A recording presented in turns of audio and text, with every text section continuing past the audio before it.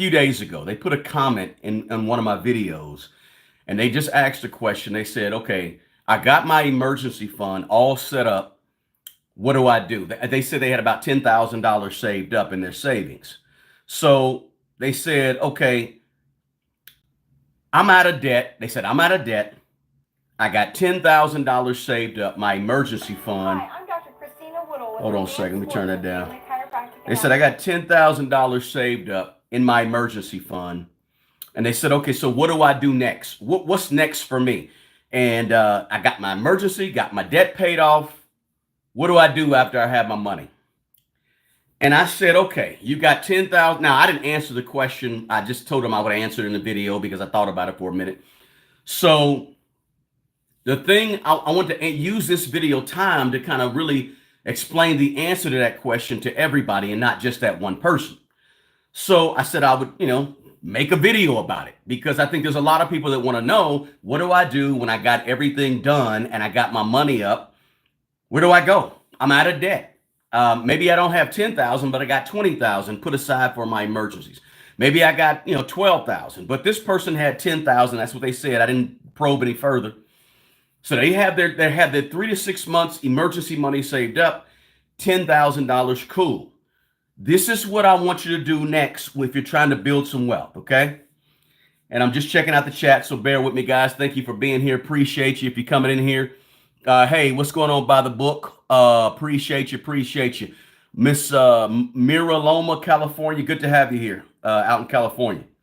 So the first thing you got to do, I'm going to run through a list of things that you got to do if you first have, let's say, $10,000 saved up and you have your emergency money done. I want to make sure this is clear because I did a similar video and the comment was on the similar video, but I think I wanted to clarify it a little more in depth. Okay. So the first thing is you got to be tempted not to go out and spend a whole bunch of more money, right? Because what happens is once you pay off your debt and once you have an emergency money, a stash of cash laying around, you're going to be tempted to spend money, right? You got to first resist the temptation to spend money.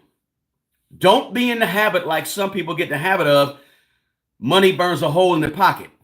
They got money in their pocket. Next thing you know, they say, man, this feels good. They can walk in the store, buy anything they want. Trust me, that's a different feeling when you got $10,000, $15,000, $20,000 sitting around the bank somewhere and you can just walk in and buy whatever you want in any store, right? So resist the temptation to just go out and spend more money and keep spending money and keep spending money, right? That's first. Then you got to make some serious decisions about where you're going to go next. You have to decide. Well, let me just explain the steps to you. It's not going to be a very long video. It's going to be pretty short.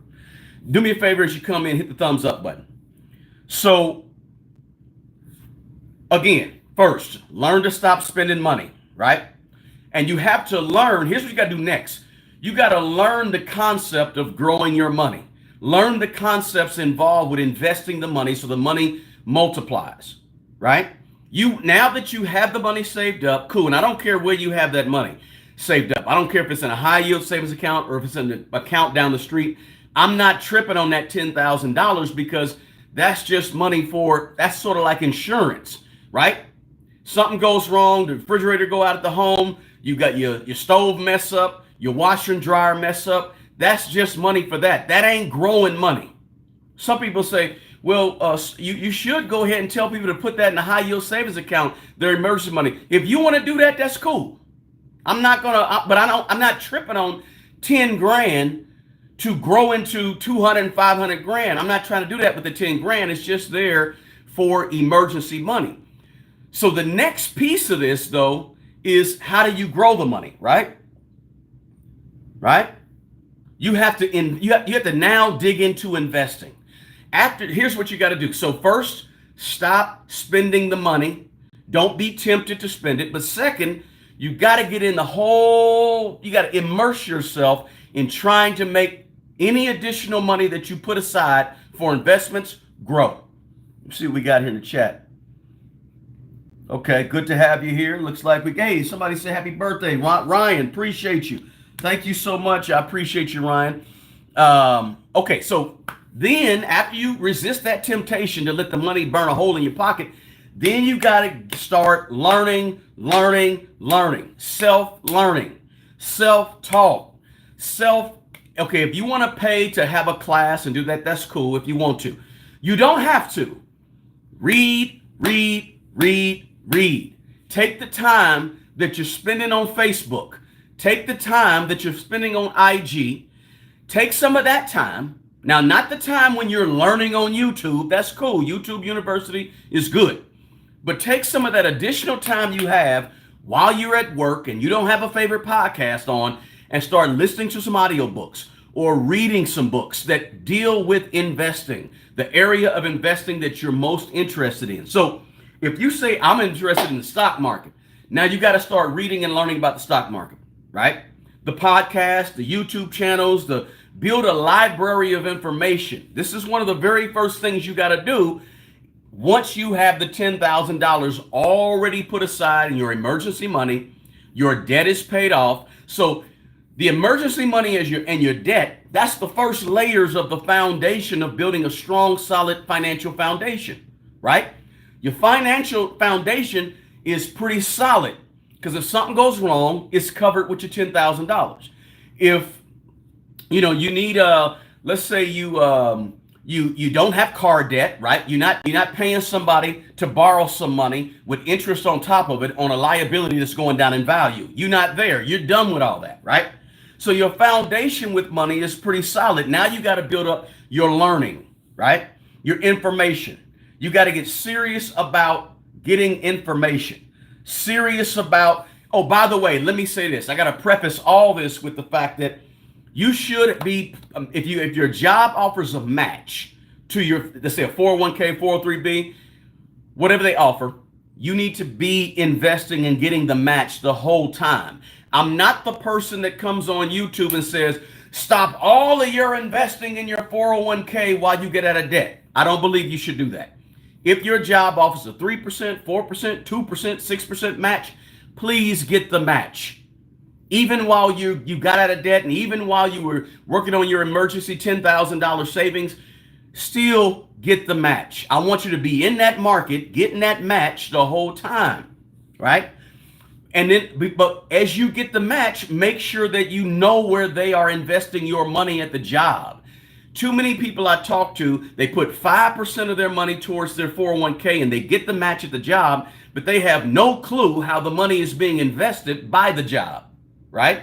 So you make sure you know where they're investing your money for your match, and you make sure if they have choices for you that you pick the right choices. But at the same time, you've worked on your emergency fund, you've got out of debt, and now you've got 10,000 strong sitting up in a savings account. So read, get the new information, soak it all up. If you're serious about growing money and being in a different position in 10 years as you are today, get serious about the educational piece.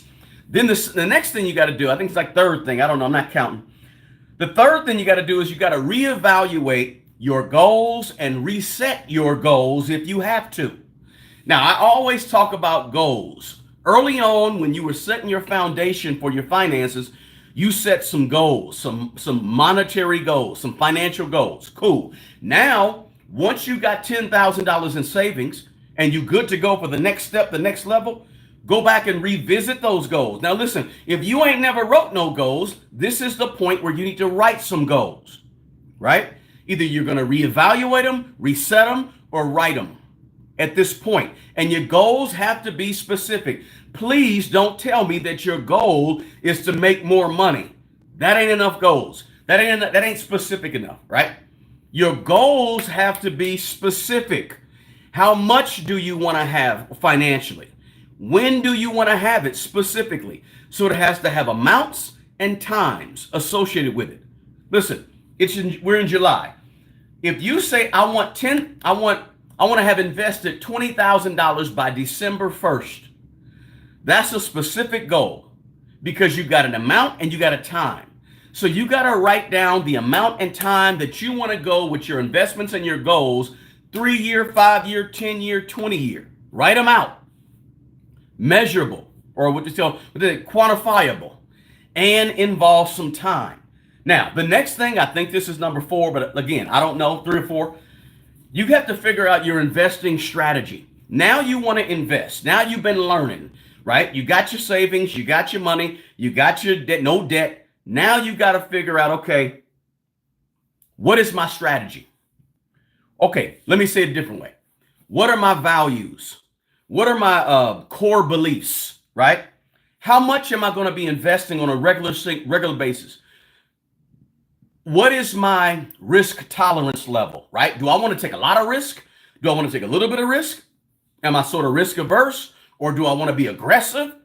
You got to figure out what is your beliefs, your values in terms of investing. What type of risk do you want to take, right?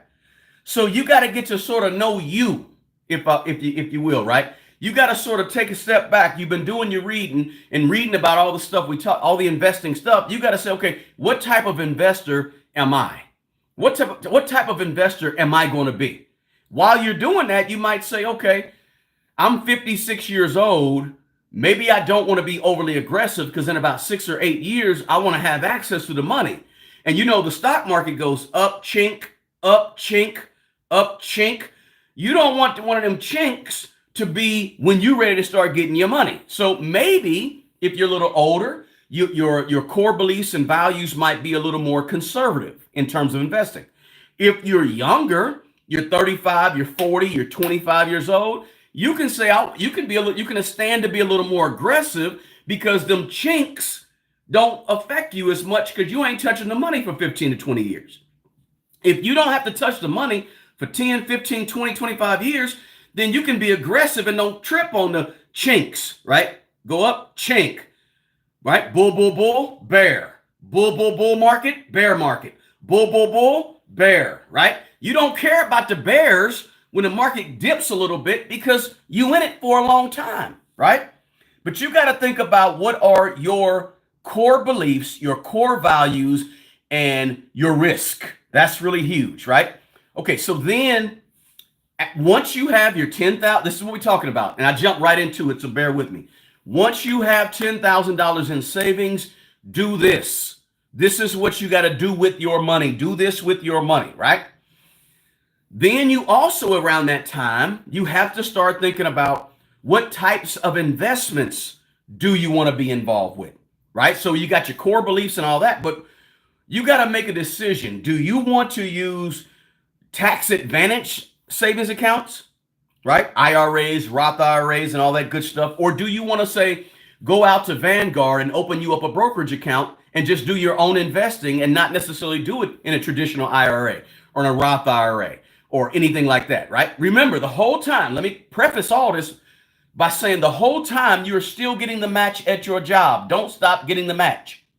You may want to say, I really like what they're doing with my money in my 401k. Let me up my contributions to my 401k beyond the match, above the match. And you might say, you know what? Let me go ahead and drop 15% of my money in my company's investment, my retirement account at my job. I'm going to be there 7 more years, 10 more years till I retire. That's what I think. Let me go ahead and plug it in there. I'm cool with that. But you may want to say, I don't want to be in that. I just want to do the match only to get that sort of free money. And then I want to come out and open up my own brokerage account. Not even in a Roth, not because you can open a Roth or a traditional at a brokerage account. So if you open up an account at Fidelity or Charles Schwab or Vanguard, you can open up a traditional IRA there. You can open up a Roth there, right? But you may say, I don't want a tax advantage account, an account that gives me tax advantages, right? That's what a Roth and a traditional is.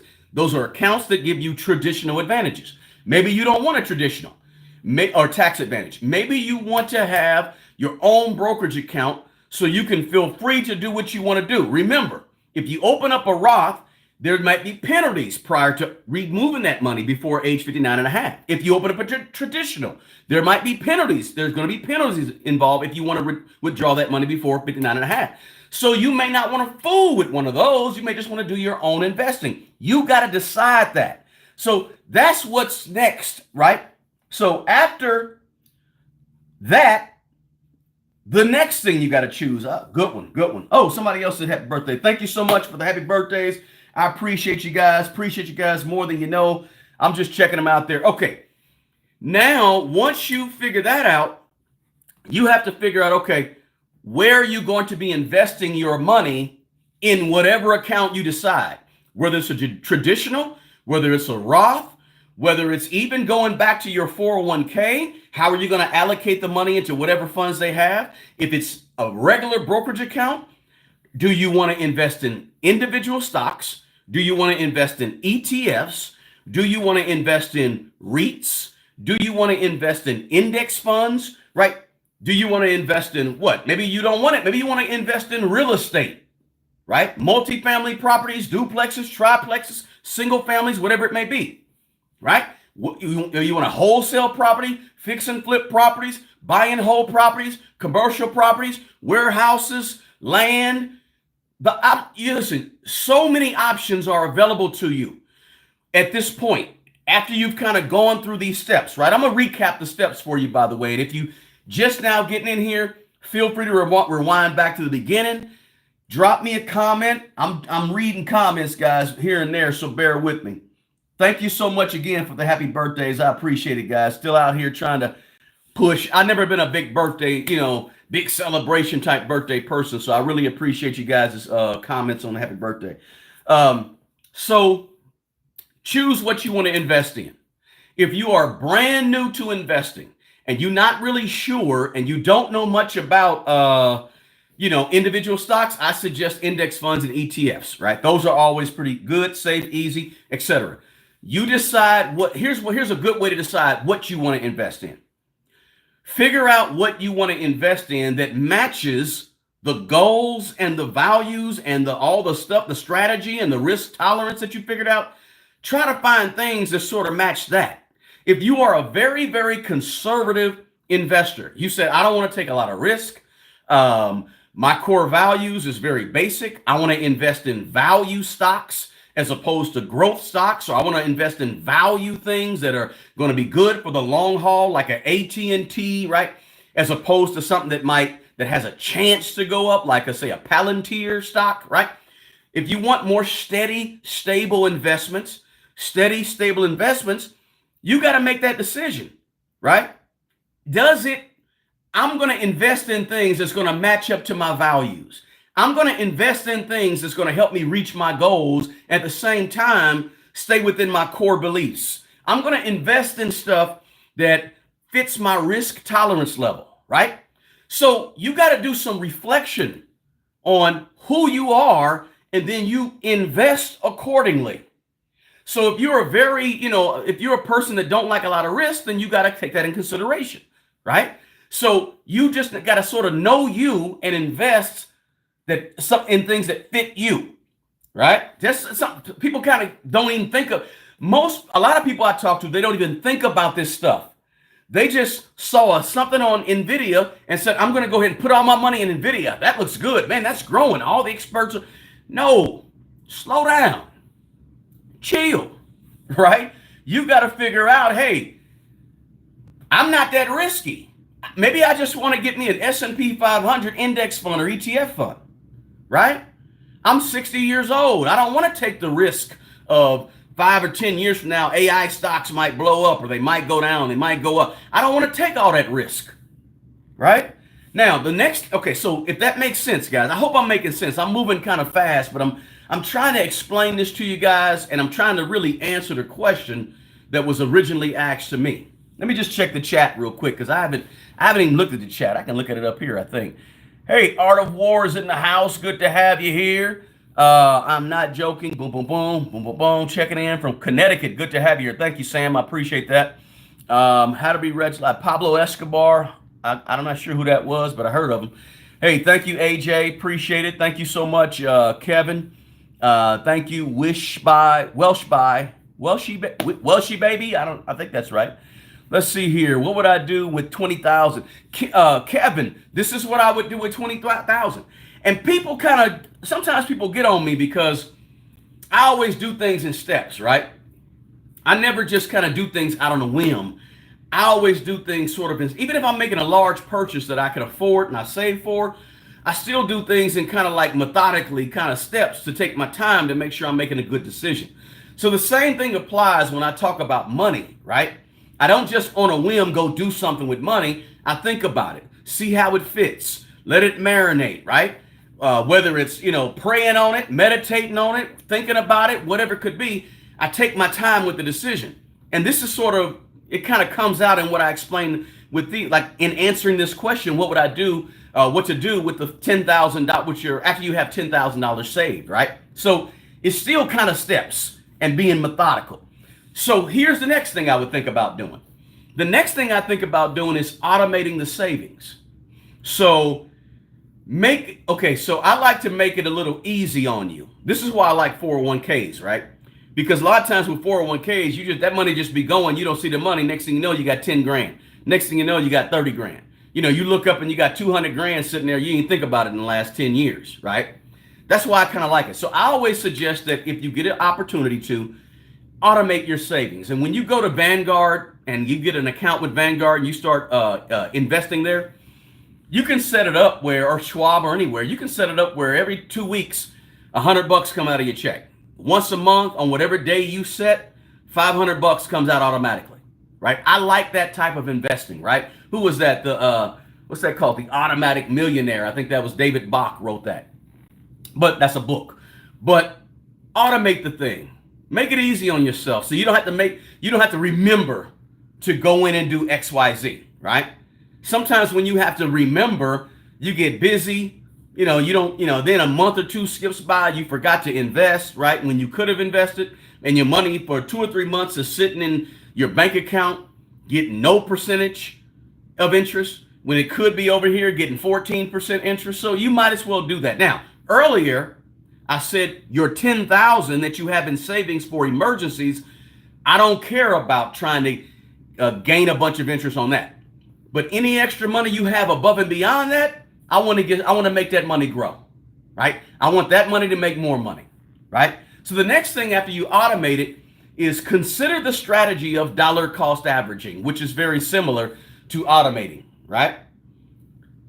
Make a decision, especially if you're a new investor, to dollar cost average and be patient. Dollar cost average and chill out. Dollar cost average and not panic. Dollar cost average and invest for the long term, steady, right? As opposed to trying to time the market. Let me just tell you this, right? 99 times out of 100, let's say 9 times out of 10, 90 times out of 100, that doesn't end well for most investors. If we feel like it, we feel like, man, I did a good job. You're going to get lucky on some, right? Look, if I put you in an NBA game and put you at point guard, or let's say I put you at shooting guard, the 2 spot in an NBA game, you're going to get lucky and hit a bucket, right? I say you're going to get some people. You might get lucky and bust you a 3. If I put you in a baseball game, you might get lucky and make contact with that ball coming from the pitcher. You might get lucky and get walked and go to first base, right? Anything's possible. So don't think that the fact that okay, here's what happens to a lot of people. People start thinking, oh, I bought NVIDIA back when it was $200 3 years ago. Now my money has quadrupled and now I got, $20,000 in NVIDIA. I'm good at this thing called investing. Whew, I did some good stuff right there. No, you just happened to hit a jump shot in the middle of the game when you ain't that great of a shooter, but you happen to hit one, right? So don't get overconfident because you made a right guess, all right? Don't get overconfident because you picked up, Chipotle when it was $200, then it went to $3,000 per share, and you got one. You caught one, right? You caught 2 or 3, right? Don't get overconfident. Be patient. Consider dollar cost averaging into the market as opposed to jumping in, jumping out, timing the market. Because people that time the market, they don't do as well as people that dollar cost average usually, right? Over a long, I'm not talking about over a year or 2. I'm talking about over 5 or 10 or 15 or 20 years. So just consider dollar cost averaging once you have your $10,000 in savings, once you've got your emergency fund, and once you've got your debt paid off, and once you've done some of the other things I talked about in this quick video. But remember, this is after all that good stuff. Thank you so much. Did I see a super chat? Thank you, Debt Free Dad. $2 super chat. Man, I appreciate you. I appreciate you. I appreciate you. Thank you so much for the super chat. He said, keep doing good work educating the community. Absolutely. Thank you, sir. I appreciate it so much. Let me see. Anything else in the chat? Hey, Mrs. Moore coming through. I appreciate you, Mrs. Moore. Do me a favor and hit the thumbs up button for me, guys. Just tap that. Take out 2 seconds. Do me this favor and tap that thumbs up button. And also, if you know somebody who's in this position, they got a little money saved, they're not quite sure what to do with their money, or they're kind of sure and don't want sort of a blueprint, please send this video out to them. Share the video, right? So let me summarize this thing, all right? What to do after you're out of debt, after you have your $10,000 saved for emergencies. You've already built that strong foundation, right? Get your learning, get your knowledge up. And get your knowledge up, take your time, relax. You ain't got to learn everything in a week, everything in a day. Just chill. Just start building your library, right? Start getting your library up. Online, YouTube channels, podcasts, reading, the books. Get your library up, right? Start learning. The second thing I said was get your goals up. Understand what your goals are for your money beyond your emergency money. Right? We're past that. This is what you got to do after that. So maybe you might have to write goals for the very first time, and that's cool too. Just make sure they're specific goals. They're not vague, right? Because a vague goal is just a wish. It's just you out there. You got to be specific, because a really specific goal, guess what it does? A really specific goal, it guides your decision making along the way, right? It tells you. Now, it keeps you on track. It's kind of like your own personal accountability partner. All the while, you're doing the monthly budgeting and all that good stuff as well. But the goal is sort of like your guardrails. When you roll on the highway or something, you see these rails up, that's to keep you in line. Your goal keeps you in line. So don't forget that. The other thing I talked about was your philosophy. What is your philosophy? Develop your philosophy. Think about your core values and your beliefs about business, about the stock market, all that good stuff. What is your strategy, right? Do you plan to buy value stocks, value ETFs? Do you plan to buy growth stocks, growth ETFs?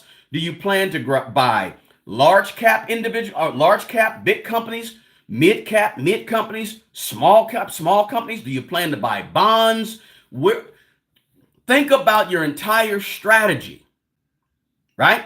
What is your strategy entering into this phase of your life where you're investing and growing money, right? Don't forget, you're still learning. You're still getting the match at your job, right? Then I said, choose the right investment type. Do you want to have a Roth? Do you want to have a traditional? Do you want to pour all your money into a 401k? Or do you want to have a flexible spending account? Do you want to have a health savings account? Do you want to have just a regular broker account where you can do everything? You have the freedom to do what you want to do, right? Buy, sell, trade, whatever, right? Also, choose the type of investment you want, right? Do you want to have real estate? Do you want to have REITs, right? Choose that as well. The other thing I said, let's see, somebody said, thank you, Duke. Thank you, Delva. I appreciate it. The other thing I said was consider dollar cost averaging, not just buying and getting rid, buying and trading and playing Warren Buffett and playing Michael Jordan. No, just say, I'm going to chill with all that. Let me just go ahead and put a steady amount in. Boom, boom, boom. Stock market's way down. It's crashing. You just boom, boom. Buying stocks on sale. Boom. Or the stock market is way up. You just boom, boom. Dollar cost averaging. Steady for 5, 10, 15, 20 years, right? Also, be patient. Don't panic. Chill. Now it's time to grow some money. Now it's time to get busy. Now it's time to go crazy on this thing. This is what you got to do. So this is how I would answer that question. What do I have to do now that I have $10,000 in savings? This is what you got to do ASAP. And earlier on, I said, resist the temptation to walk into the store of life and just start buying stuff because you got it. Buying stuff because you got the money, right? I say the store of life because when you have a lot of money on you, you know you have money, you know you have a $10,000, $15,000 saved up. Some people get to the point where that money burns a hole in their pocket. They have the $10,000 sitting over there for their emergency fund, but they say to themselves, why not buy that purse for $150? I got $10,000 over here. Why not buy them Jordans for $250? I got $10,000 over here, right? Avoid that. Resist that temptation, right? Because you're going to have more money, but now you want to have that additional money working for you, invested, so that you can, this is what you got to do ASAP once you have your $10,000, right? Let me run to the chat real quick. What would you do with 20,000? Same thing. Let's see. Somebody said, enjoy your day. Appreciate you.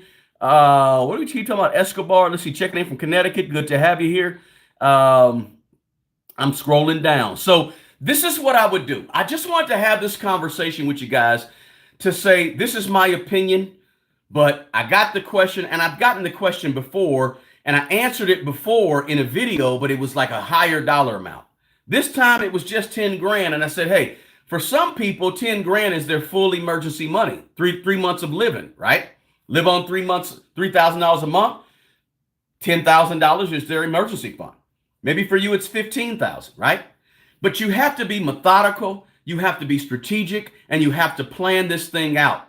Don't just take money and start doing things on a whim just because you got 10,000 in the bank or 15,000 sitting on in a high yield savings account somewhere. All right. Listen, I appreciate you guys being here. I appreciate the happy birthdays. We're going to have a good one. But at the same time, listen, as I always tell folks at the end of the video, drop me a comment in the comment section. I'll do my best to answer it. Check out some stuff I got below. I got my partner on my videos, Mint Mobile, in the description box. I got 24 Laws of Money free ebook in the description box. Go check out smartmoneybro.com, my website. I even got the shirt on, I think. Wasn't trying to have it on, but it was comfortable. So check that out, and check out our other site. The first link you see in the description box is where we're going to be digging more into individual stock investing. Listen, as I always say, the channel wouldn't be what the channel is without you guys. I appreciate you being here. Hope you have a wonderful and blessed Sunday. And as I always say, as I end every broadcast, the best person who's going to take care of the old you is the young you. Guys, do me a favor. Take good care of yourself and take care of other people. Until the next video, peace.